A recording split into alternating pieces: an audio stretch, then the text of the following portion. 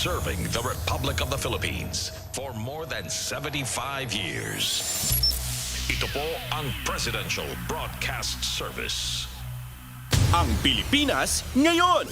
Narito na ang pinakamainit na mga balita na nakalap sa bawat sulok ng bansa. Ihahatid sa bawat Pilipino saan man kayo sa mundo. Ang Pilipinas ngayon! Pakinggan ang bawat kaganapan sa bawat lalawigan. Ito ang Pilipinas ngayon!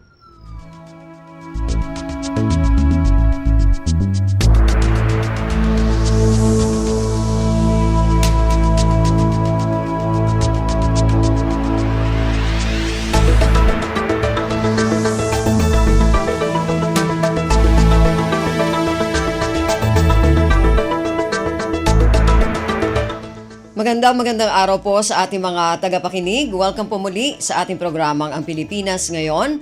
Napapakinggan po ninyo saan mang bahagi ng mundo sa pamamagitan ng ating himpilang Radio Pilipinas World Service ng Presidential Broadcast Service. Napapakinggan po tayo sa mga sumusunod na shortwave frequencies sa 9.925 MHz, 12.120 MHz at 15.190 MHz. Ako po si Ven Blones. Samahan po ninyo ako sa kabuuan ng ating programa. Ngayong araw na ito, kapapalooban pa rin po ng ilan sa mga mahalagang balita mula dito sa ating bansa, kasama na ang mga segmentong business, sports, showbiz at ang mga ulat mula sa iba't ibang rehiyon at lalawigan dito sa Pilipinas para sa ating regional news.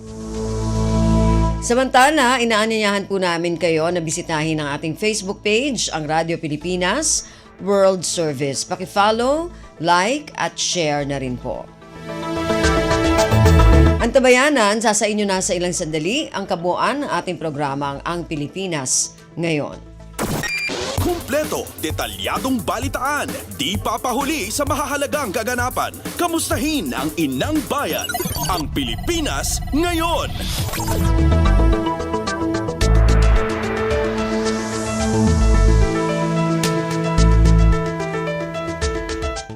Sa ating mga balita, pinangunahan ni Pangulong Ferdinand Romualdez Marcos Jr. ang isang public consultation na tinaguri ang Bagong Pilipinas Town Hall Meeting on Traffic Concerns, Miyerkules, Abril 10. Layon nitong bigyang pansin ang problema at makalikha ng mga solusyon sa trapiko sa Kalakang, Maynila.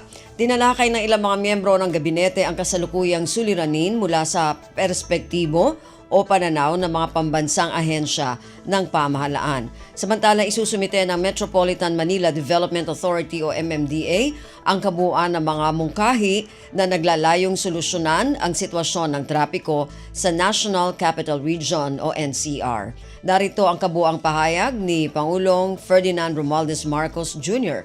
sa naturang kaganapan. Salamat sa ating kalihim ng DILG, Secretary Ben-Hur Abalos. Please, magsiupo po kayo. Andito rin po ang ating DPWH Secretary, Secretary Manny Bunuan, ang Transport Secretary, Secretary Jimmy Bautista, ang NEDA Secretary, nandito rin para planuhin ang long-term plan ng ekonomiya na napakalaki ang impact ng trapiko sa ating pagpaunlad at pagpalaki ng ating ekonomiya. Kaya siya ang gumagawa ng plano para sa next 5 years, next 10 years, next 20 years. Ito po ang ating NEDA Secretary, Secretary Arce Balisacan. Ang Metropolitan Manila Development Authority Chairman Romando Artes. Nandito ang host city natin, ang Mayor ng San Juan, Mayor Francisco Javier Zamora. Andito rin po lahat ng ating ibang mga alkalde sa iba't ibang bayan at lungsod ng Metro Manila na ating partner dito sa problemang itong hinaharap natin tungkol sa trapiko. Alam ko naman na sila ninanais din nila na maging mas maayos ang sitwasyon ng trapiko. Kaya nagpapasalamat ako na sila ay laging very supportive at very involved At kung talagang meron silang naiisip, ay sinasabi naman talaga sa amin at kami naman ay hinahanap namin ng paraan upang matugunan ang mga problemang dinadala ninyo sa amin. At tinitingnan din namin dahil nagdadala naman sila ng solusyon. Ang solusyon tungkol na paano pwedeng gawin doon sa kanilang bawat lugar. So maraming salamat sa inyong tulong. Other members of government that are here today. We even have here the Department of Tourism, Secretary Cristina is here because traffic affects even the tourism department. Kaya napakalalim talaga ng problema nitong ating hinaharap. Dahil lahat halos ng ating ginagawa ay naapektuhan ng trapiko. Ang ekonomiya ng Pilipinas ay 60% ay nanggagaling from and around Metro Manila. Kaya pag sinasabi 3.5 billion ang nawawala sa atin araw-araw, hindi maliit na numero yun. Dahil hindi lamang dito sa Metro Manila, kung hindi sa lahat ng mga karatig na probinsya, ay nararamdaman din nila yung problema na yan. But that is the problem of Metro Manila. You have a population of 14 million during the night. It increases to 17 million, 18 million during the day. Kaya talagang napakalaki. We have to take care, we have to attend to not only the locals, hindi lamang yung mga tiga rito, hindi lamang yung mga tiga Metro Manila, kundi yung mga commuter na nanggagaling sa iba't ibang lugar na pumapasok sa Metro Manila upang magtrabaho. So that is the problem that we are facing. And kagaya ng marami po tayong napag-usapan ng mga iba't ibang estratehiya upang pagandahin ang sitwasyon. At kagaya ng aking nabanggit kanina, sa aking pananaw, sa aming pananaw, ay talaga naman na ang solusyon dyan ay pagandahin natin ang ating public transport system. Dahil kung wala tayong gagawin, dadagdag ang sasakyan sa Maynila. Habang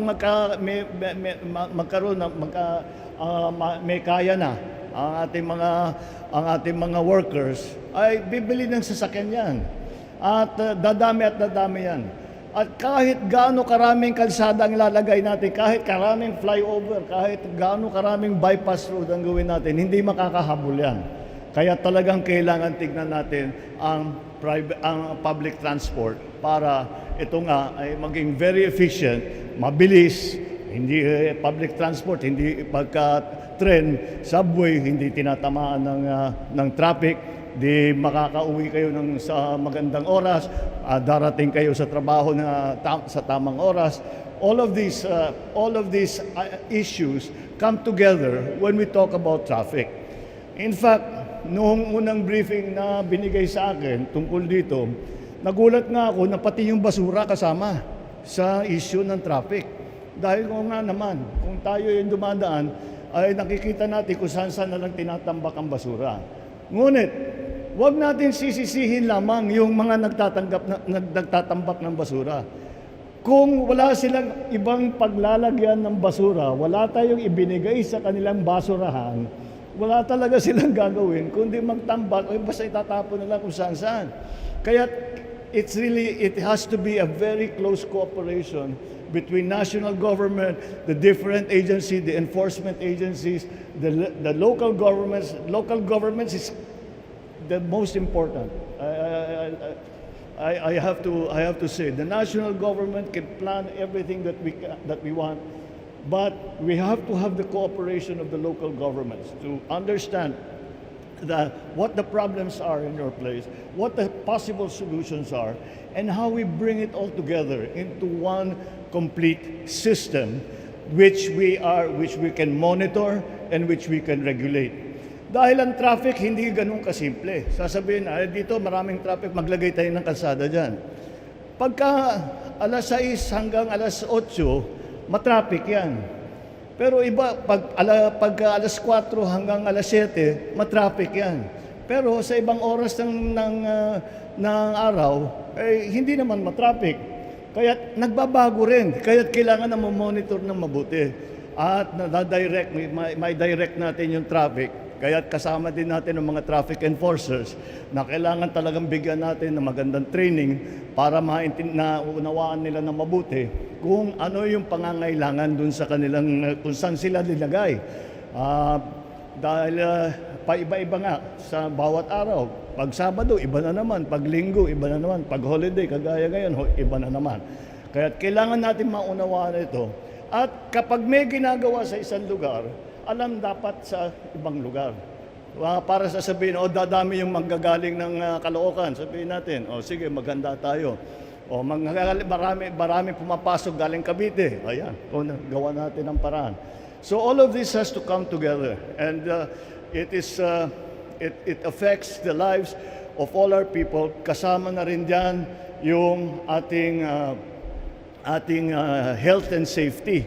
Dahil kapag talagang naiipit ang mga sasakyan ng ora-orada sa kalsada, dumadagdag naman ng pollution dito sa Maynila. Kaya kailangan talaga nating isipin na may pagkakomplikado itong sitwasyon na ito. Ngayon, kagaya ng sabi ko, we have to do long-term projects. Dahil kung pag sasabihin natin, dito lang may gagawin tayo dito terminal, may lalagay tayo ditong kalsada, pero hindi maaaring ganun. We cannot solve this problem on a piecemeal basis. We have to solve it again as a system. Anong kung paulit-ulit kong sinasabi, ngunit talagang kailangan pati nga basurahan kasama dito sa sistemang pinag-uusapan natin. Ang training ng ating mga traffic enforcers, kailangan pag-usapan natin. Ang right of way na laging problema ng public work, kailangan ng tulong ng LGU. Kaya talaga, we all have to work together to be more conscious of the problem of traffic. Hindi pwede yung solution itagpi-tagpi lang. Kailangan talaga, it has to be one solution. The other thing, isa pang bagay na napaka-importante tungkol sa trapiko, ang isa pang bagay na napaka-importante sa trapiko ay kailangan nating isipin hindi yung ngayon ang sitwasyon ng 2024. Kailangan nating isipin anong mangyayari in 5 years, anong mangyayari in 10 years. Dahil kadalasan, itong experience ko sa bilang gobernador, bilang senador, bilang congressman, nakikita natin, ang infrastruktura, ganito talaga. Kahit gaano karami ang ilalagay mong infrastruktura, maglagay ka ng power, maglagay ka ng kalsada, maglagay ka ng farm to market, lahat yan. Sasabihin mo, good na yan, okay na yan for the next 10 years. Hindi totoo yan. 3 taon pa lang yan, puno na yan. I'm sure the LGU, the mayors will agree with me. Kahit anong ilagay mo, mapupuno yan.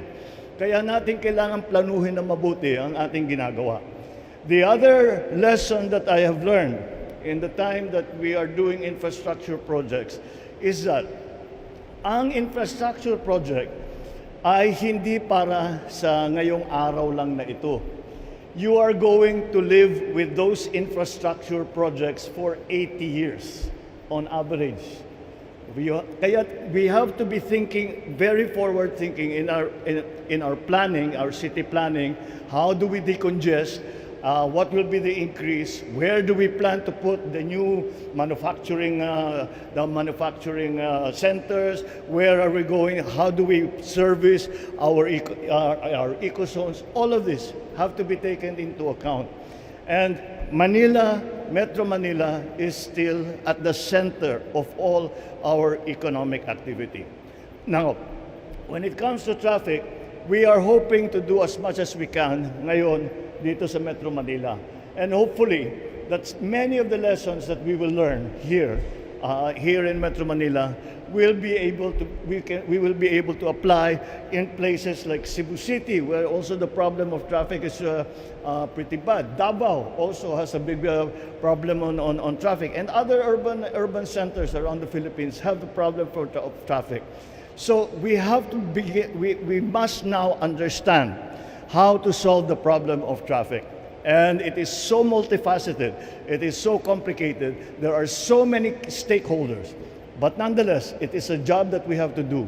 We have to coordinate, we have to listen to all the stakeholders, the LGUs, the operators and drivers, the traffic enforcers, the infrastructure, the economic development, the transport systems. All of these have to come together. Otherwise, hindi talaga mangyayari. Mahihirapan pa rin tayo. Kaya kailangan magtulungan tayong lahat para mabigyan naman natin, matugunan natin itong napakalaking problema. At hindi, there's no use trying to underplay the importance of the severity of the problem that traffic brings to us. Kaya we have to prioritize this problem. We have to prioritize the solutions to this problem. It is so important for the quality of life of our people. It is so important for the growth of our economy. It is so important for the balanced development of the entire country. Wag lang sa Metro Manila lahat. I-decongest din natin. Para dalhin naman natin sa ibang lugar ang development. At hindi naman mangyayari yun hanggat may infrastruktura tayong dinadala. So, it will take all of us here, all of you who represent different organizations, it will take all of us working well together to be able to mitigate. We will never solve the problem of traffic because we are growing.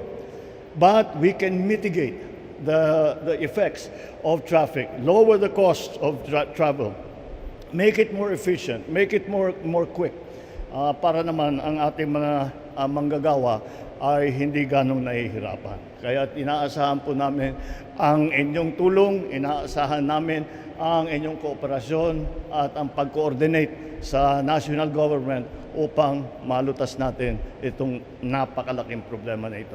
Maraming salamat sa inyong pagdating dito sa ating town hall meeting. Maraming salamat sa inyong mga nabigay na observation tungkol nga sa mga sitwasyon na hinaharap ninyo. Sana nga hindi kayo magsawa na patuloy ang pagtulong sa amin upang mapaganda natin ang situation ng traffic dito sa Metro Manila.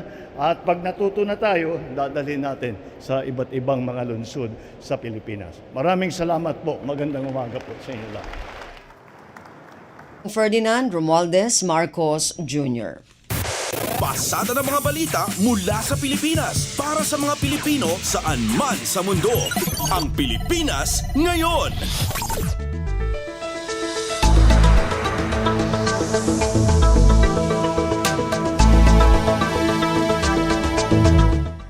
Sa iba pang mga balita, ipinag-utos ni Pangulong Ferdinand Romualdez Marcos Jr. ang pagsusuri sa kasalukuyang separation benefits ng mga disabled soldier. Nais ni Pangulong Marcos na malaman kung nakakatanggap ng kaukulang benepisyo para sa mga sakripisyo at ipakita ang patuloy na suporta ng gobyerno sa mga sundalong Pilipino na humaharap sa iba't ibang pagsubok sa buhay. Ayon sa Pangulo, mula sa sakripisyong inalay ng mga bayani, mapapataas ang antas ng pagiging makabayan ng mga Pilipino na magpapalakas din sa bayan. And in recognition of their bravery and sacrifices, I am directing the Defense, Budget, and Finance Departments to study the existing separation benefits of soldiers who incurred total permanent disability in the line of duty, to see if these are commensurate to the sacrifices that they have made, and submit the recommendation while taking stock of the national government's position. Pangulong Ferdinand Romualdez Marcos Jr. Ang Pilipinas ngayon, kasama si Ven Blones. Tinawag na hindi katanggap-tanggap ni Pangulong Ferdinand Romualdez Marcos Jr. ang kasalukuyang mga banta sa mga Pilipino. Sa komemorasyon ng Araw ng Kagitingan, nanawagan si Pangulong Marcos sa mga Pilipino na huwag pasisiil sa mga mananakop ng bansa. Some portend clear and present threats to our sovereign rights and in fact have already caused physical harm to our people. Ang mga ito ay hindi katanggap-tanggap, hindi makatwiran o makatarungan, lalo na sa panahong ito ng payapang pakikipag-ugnayan ng mga bansa. Naway magsilbing inspirasyon ng mga kaganapan noong 1942 at ang tagumpay natin noong 1945 sa ating lahat. Gayon din sa ating kabataan at sa mga ating susunod na salinlahi. Tulad ng pinamalas ng ating mga dakilang ninuno, hindi tayo dapat magpasupil at magpaapi, lalo na sa loob ng ating sariling bakuran. Pangulong Ferdinand Romualdez Marcos Jr. Kumpleto, detalyadong balitaan, di papahuli sa mahahalagang kaganapan. Kamustahin ang inang bayan, ang Pilipinas ngayon. Nawala na sa sirkulasyon ang post sa social media na nangangalap ng mga Pilipinong sundalo upang magtrabaho sa kumpanya na pag-aari ng umano ay gobyerno ng China. Sa panayam ng Radyo Pilipinas, sinabi ni Armed Forces of the Philippines o AFP spokesperson Colonel Franz Padilla na kumalat ito sa social media noong nakaraang linggo, ngunit inalis na ito. Gayunman, nakuha na nila ang impormasyon kaugnay dito bago nawala sa sirkulasyon. Ang cyber kasi sir, wala naman yan barriers. So we cannot actually say na ito Philippine cyber domain, you cannot enter. So not only the AFP, but we're looking at the whole of nation approach in our cybersecurity efforts. So maganda po itong move towards us having collaborations with different agencies na rin po sa buong Pilipinas. Samantala, sinabi ni Padilla na muling binalaan ng sandatahang lakas ang kanilang hanay kaugnay sa kumalat na umano'y pangangalap ng mga sundalo upang maging consultant. Ang pangangalap ay pinaghihinalaan na mula sa Chinese government. Kabilang din sa binalaan ang mga nagretiro o umalis na sa sandatahang lakas na huwag agad magtiwala sa alok na ito. Kung talagang meron po tayong ma-identify, we will summon that person, sir, and then try to check the veracity of kung gaano kalawak na, sir, yung mga nabigay niyang info, kung meron man, or kung paano na yung involvement niya dun, sir. So we will act on it accordingly, sir, if we are able to verify that we really have members of our ranks that are engaged in these activities po. Si Armed Forces of the Philippines spokesperson Colonel Franz Padilla. Pasada ng mga balita mula sa Pilipinas para sa mga Pilipino saan man sa mundo. Ang Pilipinas ngayon.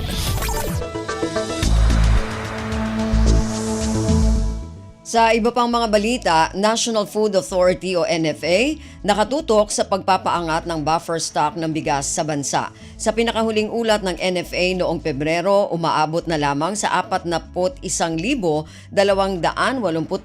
metriko tonelada ang total expected milled rice inventory o TEMRI, mas mababa sa minimum inventory requirement ng bansa na 300,000 metriko tonelada. Ang detalye ng balitang ito mula kay Mary Ann Bastasa. Patuloy na sinisikap ng National Food Authority o NFA na mapaangat ang kasalukuyang rice buffer stock o imbak ng bigas sa bansa. Bate kasi sa pinakauling ulat ng NFA noong Pebrero, umaabot na lamang sa 41,285 na metriko tonelada ang total expected milled rice inventory ng NFA na mas mababa sa minimum inventory requirement ng bansa na dapat ay nasa higit 300,000 metriko tonelada. Sa ngayon, aminado sa NFA OIC Larry Lacson na hamon sa ahensya ang pagbili ng palay dahil sa kompetensya sa private traders. Anya sa kanilang monitoring lumalabas na umaabot sa 25 to 27 ang kada kilo ng bilihan ng rice traders na malayo sa 23 pesos na buying price naman ng NFA. Sa ngayon, gumagawa naman na anya ng hakbang ahensya para mapataas ang buffer stock, kabilang dyan ang posibleng konsiderasyon sa pagtaas ng procurement price ng palay. Ito si Mary Ann Bastasa para sa Radyo Pilipinas. Ang Pilipinas ngayon, kasama si Ven Blones. Bibisita sa Pilipinas si New Zealand Prime Minister Christopher Luxon sa susunod na linggo. Kasama ni Luxon ang isang senior business delegation. Ayon sa New Zealand, nakatakdang makipagpulong si Luxon kay Pangulong Ferdinand Romualdez Marcos Jr. para matalakay ang mga oportunidad sa negosyo habang nasa bansa ang mga ito. Bahagi ang Pilipinas sa Southeast Asian Nation Tour ni Luxon. Ito ang kauna-unahang pagbisita ng isang New Zealand Prime Minister sa Pilipinas sa loob ng 14 na taon. Kumpleto, detalyadong balitaan, di papahuli sa mahahalagang kaganapan. Kamustahin ang inang bayan, ang Pilipinas ngayon. Speaker Martin Romualdez kinilala ang papel ng Muslim community sa pagtataguyod ng bansa kasabay ng selebrasyon ng Idil Fitr. Ayon kay Romualdez, nararapat lamang kilalanin ang ambag ng Muslim community sa pamamagitan ng pag-unawa, pagkakaisa at pagrespeto sa pananampalataya at paniniwala. Ang detalye ng balitang ito mula kay Kathleen Forbes. Binigyan pugay ni House Speaker Martin Romualdez ang malaking kontribusyon ng Filipino Muslim community sa pagtataguyod ng bansa kasabay ng pagtatapos ng banal na buwan ng Ramadan o Idil Fitr. Anya, kasabay ng pakikiisa sa selebrasyon ay nararapat lang din kilalanin ang ambag ng Muslim community sa pagpapayaman ng ating bansa sa pamamagitan ng pag-unawa, pagkakaisa at pagrespeto sa pananampalataya at paniniwala. Paalala naman ito na hindi lamang tayo dapat magalak sa kasaganaan ng pagkain at mga pagpapala, kundi maging sa mas malalim na espiritual na kahulugan sa likod ng sagradong panahong ito. Anya, ang Ramadan ay nagtuturo ng mga halaga ng pagtitimpi, pakikiramay at disiplina sa sarili, gayon din ay panahon para sa pagtitika para sa personal na paglago at ang espiritual na kalinawagan. Umaasa si Romualdez ang selebrasyon ng Eid na ito ay magdadala din hindi lamang ng kagalakan kundi pati na ng panibagong pag-asa para sa hinaharap. Ito si Kathleen Forbes para sa Radyo Pilipinas. Ang Pilipinas ngayon, kasama si Ben Blones. Umakyat na sa siyam ang bilang ng mga overseas Filipino na nasaktan sa lindol na tumama sa Taiwan. Ayon sa Department of Migrant Workers o DMW, nagtamo ang mga Pilipino ng maliit na sugat mula sa 7.2 magnitude na lindol na yumanig sa Taiwan noong Abril 3. Kasalukuyang nagpapagaling ang mga nasaktan ng mga Pilipino sa kanilang mga dormitoryo habang patuloy ang pagmomonitor sa mga ito ng DMW. Kumpleto, detalyadong balitaan, di papahuli sa mahahalagang kaganapan. Kamustahin ang inang bayan, ang Pilipinas ngayon. Mayroong nagaganap bawat araw na maraming mahihinang lindol sa Pilipinas. Sa panayam ng Radyo Pilipinas, sinabi ni FIVOX Director Dr. Teresito Bacolcol na sa 40 lindol na nailista ng kanilang pasilidad, 6 ang naramdaman o nararamdaman ng tao habang ang iba ay instrumento ang nakakaramdam. Ayon kay Bacolcol, pinakamataas na naitala ay magnitude 4.4. Yung pinakamalakas na naitala, yung 4.4 is yung sa may Manila Trench, sa may Batangas, at saka yung sa may Surigao. Surigao sa may Hinatuan. I think this is still an aftershock of the magnitude 7.4 earthquake that we had last year. Samantala, sinabi ni Bacolcol na hindi konektado ang paggalaw ng fault line ng bansa sa paggalaw ng fault sa Japan at Taiwan. Aktibo niya ang fault sa Pilipinas, kaya inaasahan ang paggalaw nito sa anumang panahon. Wala po itong connection sa climate change kasi ang pinanggalingan po ng stress kaya tayo nagkaroon ng lindol ay sa ilalim ng lupa. Yung sinasabi na dumadami yung lindol, hindi po, yung frequency ngayon and yung frequency dati is pareho lamang. It's just that dumadami yung mga tao ngayon, kaya maraming nakakaramdam, and yung mga instrumento po natin nagiging sensitive na, more sensitive. Kaya kahit late lamang na paggalaw, ay na-record kagad natin. Si FIVOX Director Dr. Teresito Bacolcol. Pasada ng mga balita mula sa Pilipinas para sa mga Pilipino saan man sa mundo. Ang Pilipinas ngayon.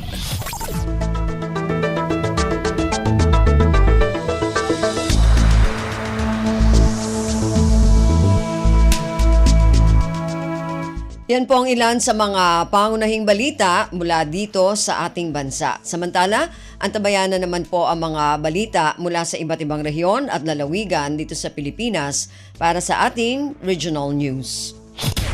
Balita mula sa lalawigan sa bawat rehiyon ng ating bayan. Dito sa Ang Pilipinas Ngayon.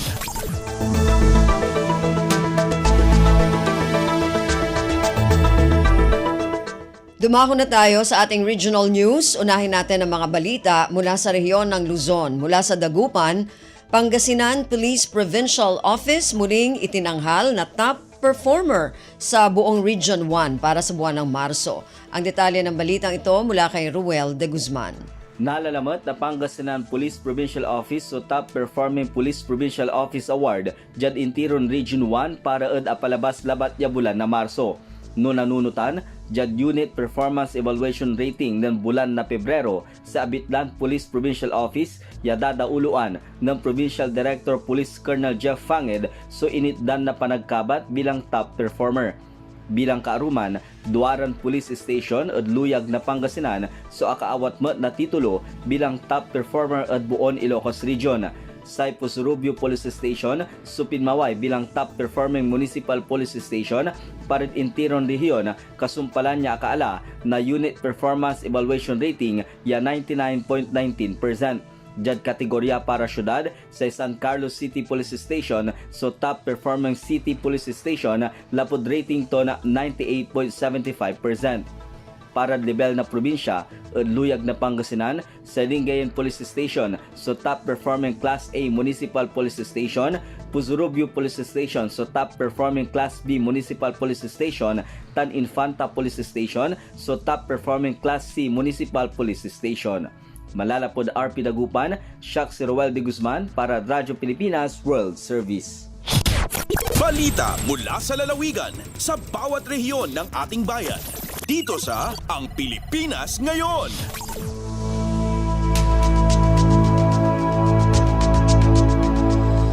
Maraming salamat, Ruel. Yan ang ulat mula sa Dagupan. Samantala, dumako naman tayo sa Lucena. Agarang pagbili ng antibiotics at bakuna, tugon ng lokal na pamahalaan ng Lucena upang mapigilan ang pertussis. Ang detalye ng balitang ito mula kay Carmi Isles. Bumili ng antibiotics at bakuna ang lokal na pamahalaan ng Lucena City upang mapigilan ang pagdami ng kaso ng pertussis sa lungsod. Sa mensahe ni Mayor Mark Alcala, kinumpirma niyang nagkaroon ng 2 kaso ng pertussis sa Lucena na agad naman aniyang nadala sa ospital, nalapatan ng lunas at nakapagpagaling na.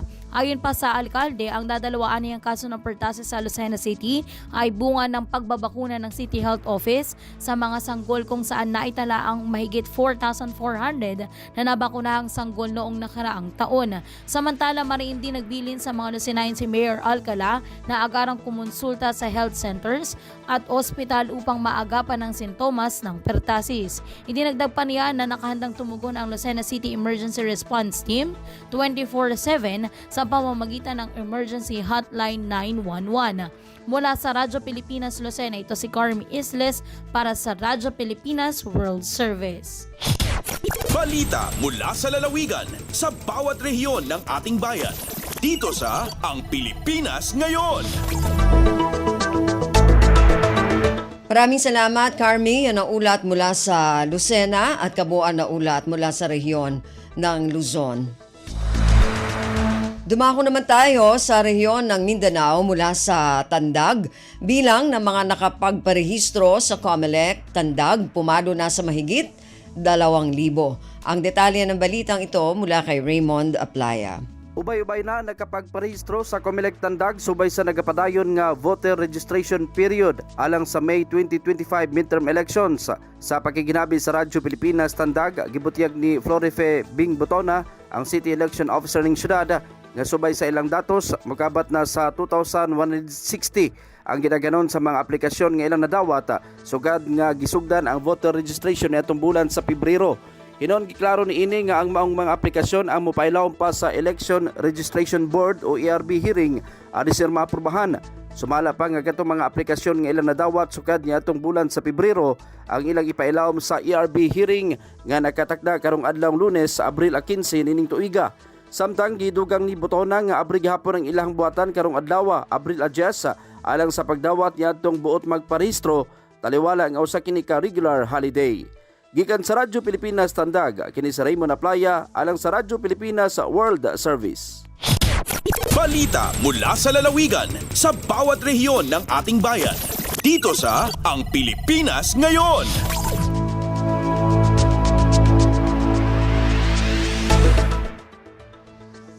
Maraming salamat, Raymond, na naulat mula sa Tandag.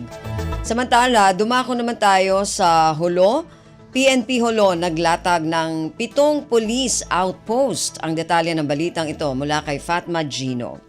Mahinang visibility outpost ng kapulisan ng municipality sina Hulo di habinaybayan si Lupasug inabutang outpost na duwain luwal na nasabot kauman. Bangdunon kan Police Lieutenant Colonel Anidol Sali, nakura Sinholo Municipal Police Station, kamaumuhan piapakay in mga outpost ni adlaw para ha police visibility labi aula apabila o mga pakaradyaan bilang bahagi isin kaagihon ha pagpatutog sin kahatulan iman kahanungan na nasabot a lugal. Kawakan nini ha mga luwal ang minjajakan sin tao, benasin ha Barangay Asturias, Busbos, Chinese Pier, Tulay, Alat, San Raimundo, iban sin Walled City. Kiabutang nalong hisali in 5, salta in 2 amin masimasihihinang hatulong tawang si local government unit. Inini bilang pagakad hapang daag sina nakula sing kapulisan ha Police Regional Office sa Bangsamoro Autonomous Region insuway magbutang di mabaday nga upat police outpost ha tiap-tiap municipality ha region inibang nga urulon in lagu form iban design amin adihil kanila. Dahil nga RP Holo ini Fatma Dilicino para ha Radyo Pilipinas World Service. Balita mula sa lalawigan sa bawat rehiyon ng ating bayan. Dito sa Ang Pilipinas Ngayon.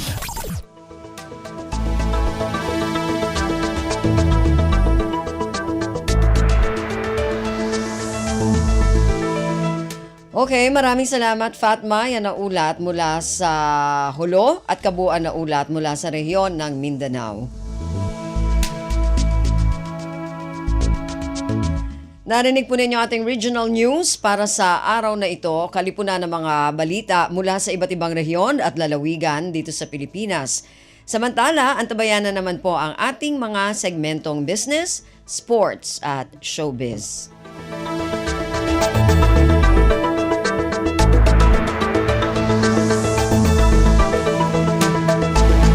Dumako na tayo ngayon sa ating balitang negosyo at narito si Erwin Peñano.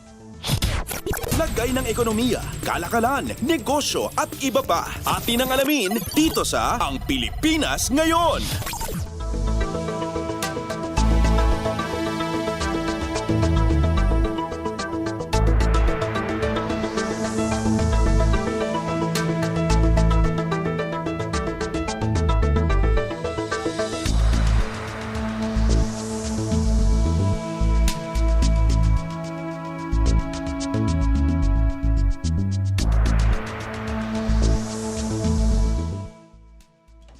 Magandang araw, narito na ang mga naungunang balita sa larangan ng pagnenegosyo at kalakalan.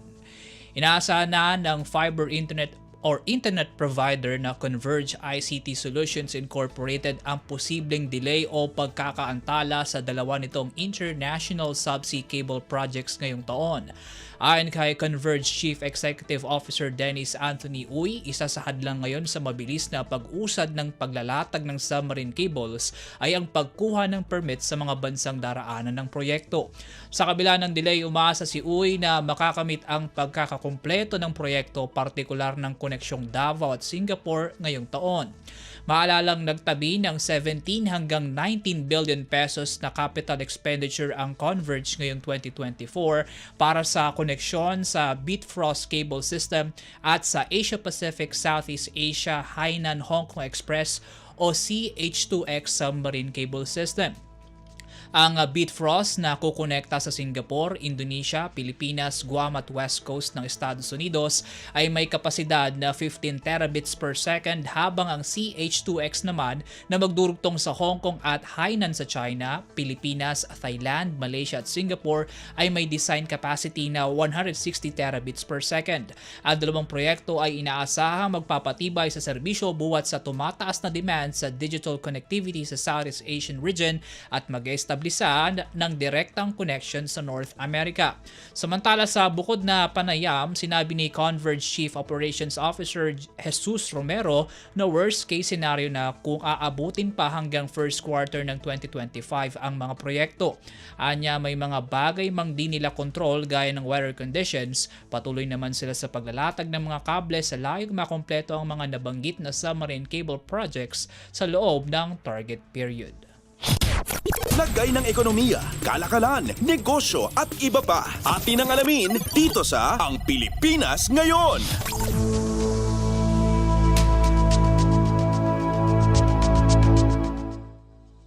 Sa iba pang balita, nagkasundo ang Security Bank Corporation at Mitsubishi Motors Corporation na lumagda para sa isang joint venture na mag-iestablisa sa isang financing entity.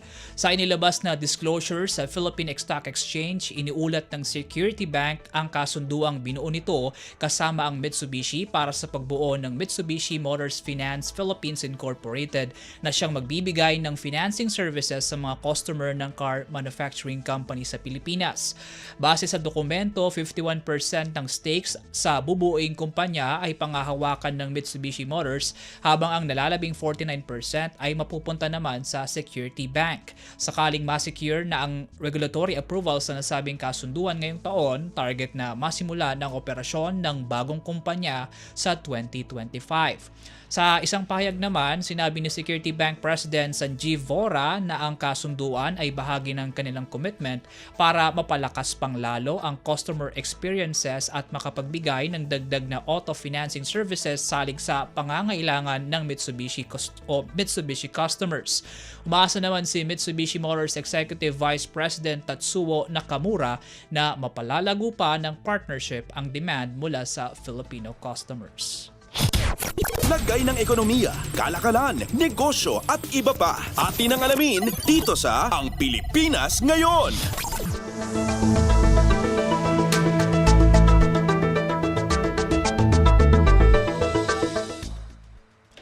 Umaasa ang National Grid Corporation of the Philippines o NGCP na maiaalis na ang ipinataw na Temporary Restraining Order o TRO sa portion ng Hermosa San Jose Transmission Line upang matapos na ito.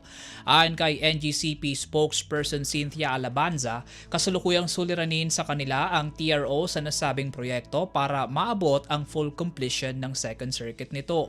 Paliwanag ni Alabanza, sa kabila ng energization sa intended capacity, tanging Line 1 lamang ang kasalukuyang gumagana sa transmission at ang kawalan ng Line 2 ay nangangahulugang kawalan ng contingency line sakaling magkaroon ng power interruption sa unang linya. Matatandaang pinaboran ng Supreme Court ang hiling na TRO ng First Park Homes Incorporated o PPHI para sa expropriation at construction ng bahagi ng Hermosa San Jose Line. Una nang kinontra ng NGCP ang umano'y patuloy na pagharang ng PPHI sa proyekto sa kabila ng nasecure nilang valid permits at writs of possession para sa nasabing konstruksyon. Ang 500 kV transmission line ay isa sa kritikal na power line para sa pagpapailaw ng kalakhang bahagi ng Central Luzon. Lagay ng ekonomiya, kalakalan, negosyo at iba pa. Atin ang alamin dito sa Ang Pilipinas Ngayon.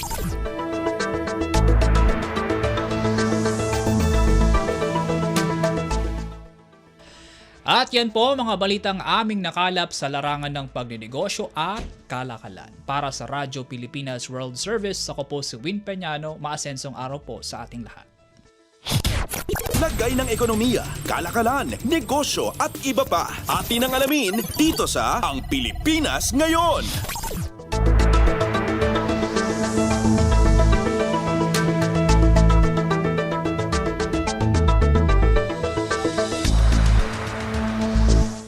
Maraming salamat, Erwin. Yan ang ating balitang negosyo. Samantala, narito naman ang ating balitang pampalakasan mula kay Leo Magpayo. Updates at pinakahuling mga usapin sa mundo ng palakasan. Atin ang pakinggan dito sa Ang Pilipinas Ngayon. Magandang araw. Narito na po ang sports balita.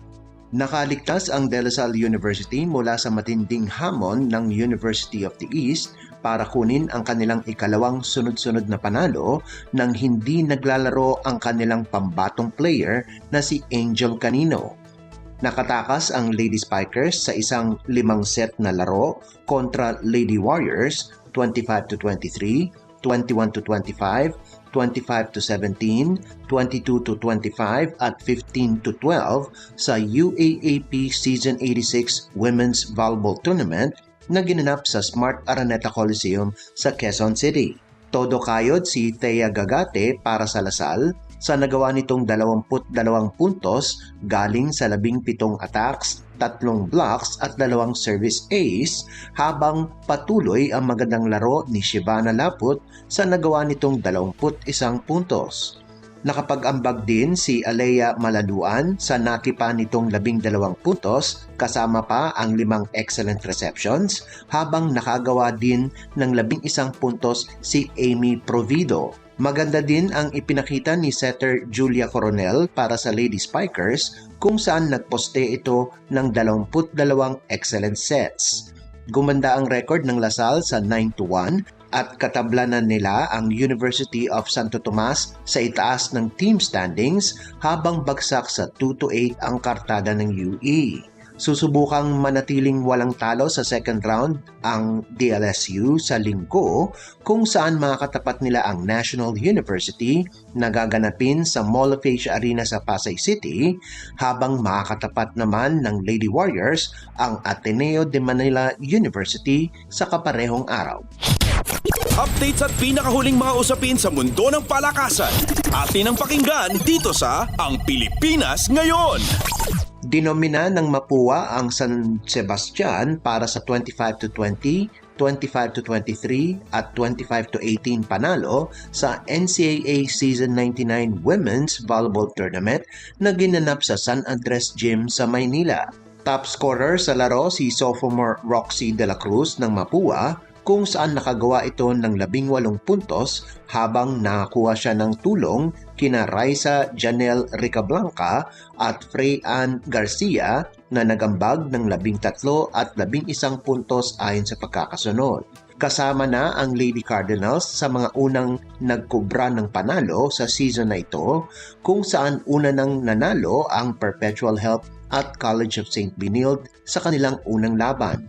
Layo ng Mapua na makabalik sa Final Four pagkatapos ng kapos na performance nitong huling season. Samantala, ang runner-up last year na Lyceum of the Philippines University ay nakuha din ang kanilang unang panalo laban sa San Beda 25-17, 13-25, 25-15 at 25-21. Updates at pinakahuling mga usapin sa mundo ng palakasan. Atin ang pakinggan dito sa Ang Pilipinas Ngayon. Nalusutan ng NX-led Chameleons ang Farm Fresh Foxies sa isang 5-set marathon, 24-26, 25-20, 25-23, 20-25 at 15-11 sa pagpapatuloy ng Premier Volleyball League o PVL All-Filipino Conference na ginanap sa PhilSports Arena sa Pasig City. Naging balanse ang atake ng bataan ni NX-led head coach Taka Minowa kung saan nanguna sa scoring department si Ivy Laksina sa nagawa nitong 21 puntos habang nagtapos naman si Laicha Ebon ng mayroong 17 puntos. Malaki din ang ambag ni Camille Victoria at Chara Permentilla na kapwa nakagawa ng 16 na puntos bawat isa para sa ikalawang sunod-sunod na panalo ng Chameleons.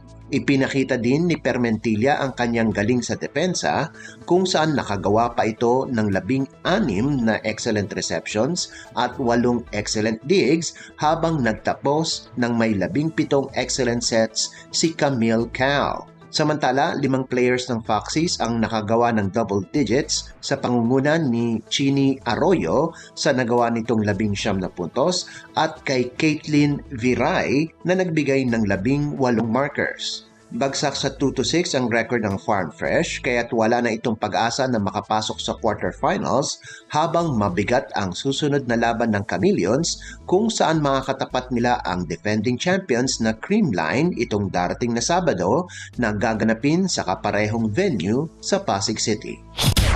Updates at pinakahuling mga usapin sa mundo ng palakasan. Atin ang pakinggan dito sa Ang Pilipinas Ngayon. At yan ang pinakahuling balita sa larangan ng palakasan. Para sa Radyo Pilipinas World Service, ito po si Leo Magpayo. Magandang araw. Updates at pinakahuling mga usapin sa mundo ng palakasan. Atin ang pakinggan dito sa Ang Pilipinas Ngayon. Maraming salamat, Leo. Yan ang ating balitang pampalakasan. Samantala, para sa mga nag-aabang ng mga chismis mula sa mundo ng showbiz. Para sa ating showbiz balita, narito si Stephanie Vicente. Ang latest, ang hottest sa showbiz and entertainment. Heto na sa Ang Pilipinas Ngayon.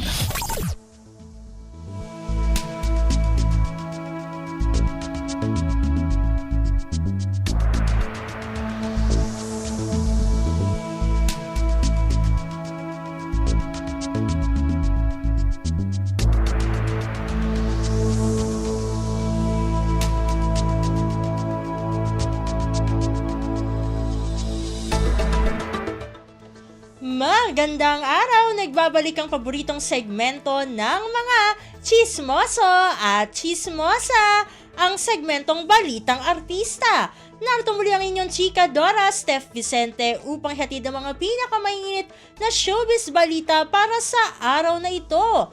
Hindi ko na patatagalin pa ang ating introduction at simulan na natin ang ratsyada ng mga chika. Sa unang pagkakataon ay sinagot na ng celebrity mom na si Sofia Andres ang mga kumakalat na chika ukol sa di umano'y hindi siya tanggap ng pamilya ng kanyang partner na si Daniel Miranda. Sa isa sa kanyang Instagram stories ay ibinahagi niya ang screenshot ng isang post mula sa Reddit kung saan tinatalakay ang kanyang pagiging missing in action niya sa kasal ng kapatid ni Daniel na si Enrique kay Ella Pangilinan noong nakaraang December. Panimula ni Sofia, quote-unquote, "Lagi niyo na lang akong pinag-uusapan. This will be my first and last post about this. I love Daniel's family and vice versa." Pakiusapan niya, "Wag naman sana kayong gumawa ng kwento, hindi lahat ng chismis totoo even on TikTok and Reddit." Biro pa ni Sofia, quote-unquote, "Hirap nyo ka-bonding but love. Matatandaan na una nang sinagot ni Ella ang tanong kung bakit wala ang aktres sa kanyang special day. Ani Ella, may important matter si Sofia kaya hindi na ito naka-attend ng kanyang kasal. Dahil nga rito ay may mga lumabas na chika na hindi maganda ang relasyon niya sa kanyang future in-laws. Para sa mga hindi aware, ang partner ni Sofia na si Daniel ay mula sa angkan ng mga Luwilier. Sa hiwalay na post naman ay naglabas siya ng saloobin tungkol sa kanyang experience kung saan minamalit siya dahil sa kawalan ng maraming pera. Sabi ni Sofia, quote-unquote, "I grew up working hard for the things I have now. Mahirap talaga pag walang pera. Pag wala kang pera, minamalit ka. May mga tao that will make you feel that you're nothing and will tell you all your flaws." Pagpatuloy niya, quote-unquote, "A lot of you were saying, laos na yan. Manggagamit yan. Hindi pa kasal yan. May anak lang yan, di naman invited yan. I don't feel comfortable sharing this with you dahil baka sabihin papansin. But this is how I feel and I want you to know that it also bothers me." Lahat pa niya, madalas siyang ma-misunderstood dahil sa kanyang pagpapakatotoo pero alam ng mga tamang tao at mga nakakakilala sa kanya ay alam ang katotohanan. Sabi ni Sofia, quote-unquote, "I am always misunderstood for being so real. The right people and my real friends will know. I am not giving random strangers their power to destroy me." Samantala, hindi naniniwala ang actress beauty queen na si Kylie Versosa na maaari pang maging friends ang dating magkarelasyon. Sa kanyang panayam sa talent manager comedian na si OG Diaz, ibinahagi ng dalaga kung ano ang kanyang pananaw sa mga ex. Nausisa kasi si Kylie kung nagiging kaibigan ba niya ang mga nagiging part boyfriends niya. Sabi nga ni Kylie, quote-unquote, "I don't believe exes should be friends." Napatanong naman ulit si OG at tinanong kung bakit dahil baka raw may mga netizen na mapataas ang kilay sa naging sagot ni Kylie. Aniya, ito ay isang paraan ng pagrespeto sa current partner ng iyong dating karelasyon.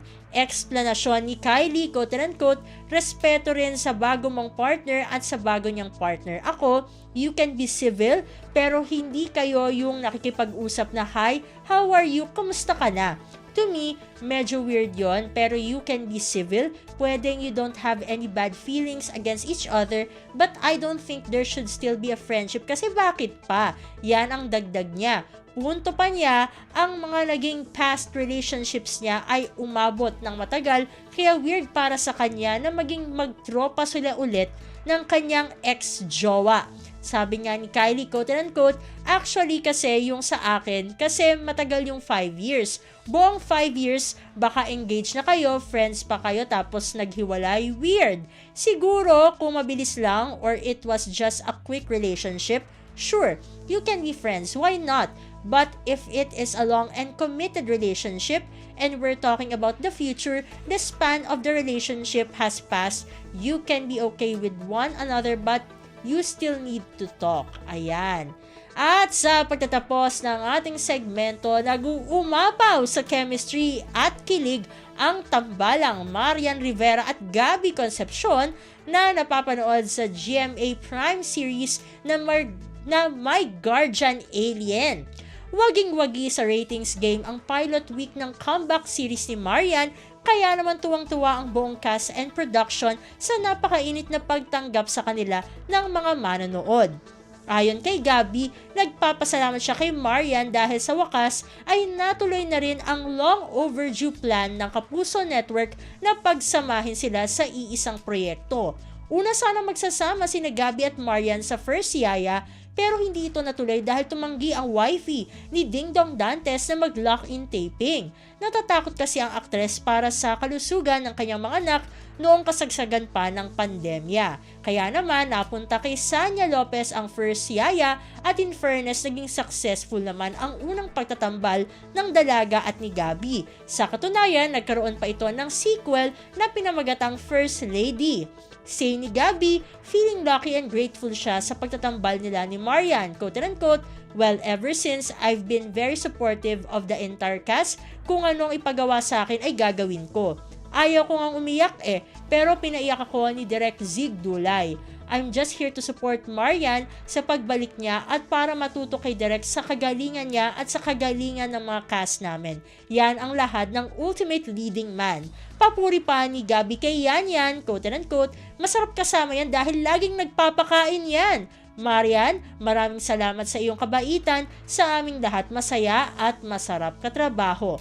Para naman sa Sparkle GMA Artist Center child star na si Rafael Landicho, parang second mother na raw niya si Marian kapag nasa set sila ng My Guardian Alien. Sabi nga ni Rafael, quote-unquote, "Bilang nanay ko sa serya si Ate Yan ay masaya, basta masaya." Totoo yung sinabi ni Kuya Gabby na lagi kaming inaalagaan ni Ate Yan, lagi kaming busog sa set. Syempre, nung una po, nape-pressure pero nung patagal na ng patagal yung taping, nagiging komportable na po ako kay Ate Yan. Yan ang say pa nga ni Rafael. Naku, konti lang ang oras natin para sa ating segmentong Balitang Artista. Maraming salamat mga kachismis para sa inyong pakikinig sa ating segmento. Ako muli ang inyong Chika Dora Steph Vicente para sa Radyo Pilipinas World Service. Ang latest, ang hottest sa showbiz and entertainment. Heto na sa Ang Pilipinas Ngayon.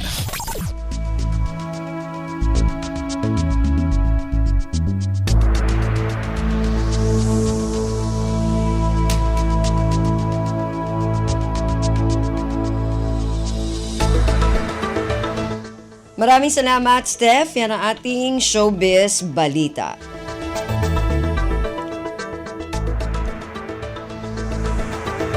Narinig po ninyo ang kabuuan ng ating programang Ang Pilipinas Ngayon. Magpapasalamat muna tayo sa mga nakasama natin sa ating programa ngayong araw na ito. Sa ating technical side, kina Milo Jonella, Susan Naison at Anthony Pimentel. Maraming salamat din sa ating mga executive producer, kina Stephanie Vicente at Jerome Toledo. Sa mga nakasama natin sa ating regional news, maraming salamat sa ating Balitang Pampalakasan kay Leo Magpayo at sa ating Balitang Negosyo kay Erwin Peñano. Gayon din sa ating station manager na si Mr. Ray Sampang. Hanggang sa susunod na edisyon na ating programang Ang Pilipinas Ngayon, ako pong muli si Ven Blones. Maraming salamat po at mabuhay po tayong mga Pilipino. At yan ang Pilipinas Ngayon. Muling samahan si Ven Blones sa parehong oras at alamin ang pinakahuling mga kaganapan at balita saan man kayo naroon. Ang Pilipinas Ngayon!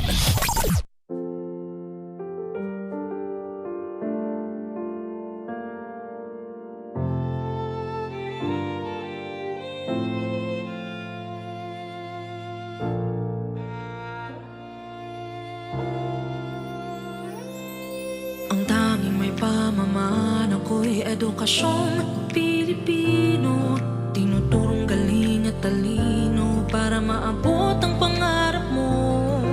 Ang tanging handog ko sa'yo'y edukasyong Pilipino, Diskarteng mula sa puso, mamamangha ang mundo. Matatag na mga guro, matatag sa mga pagsubok, matatag na mga mag-aaral, matatag na talino'y umiiral. Hinaharap ang hirap, walang takot sumugod, humahanap ng solusyon, ipaglaban ang edukasyon. Kabataang Pilipino, Muslim o Kristiyano, lahat ng paniniwala, lahat ng katutubo, may kapansanan, iba man kasarian.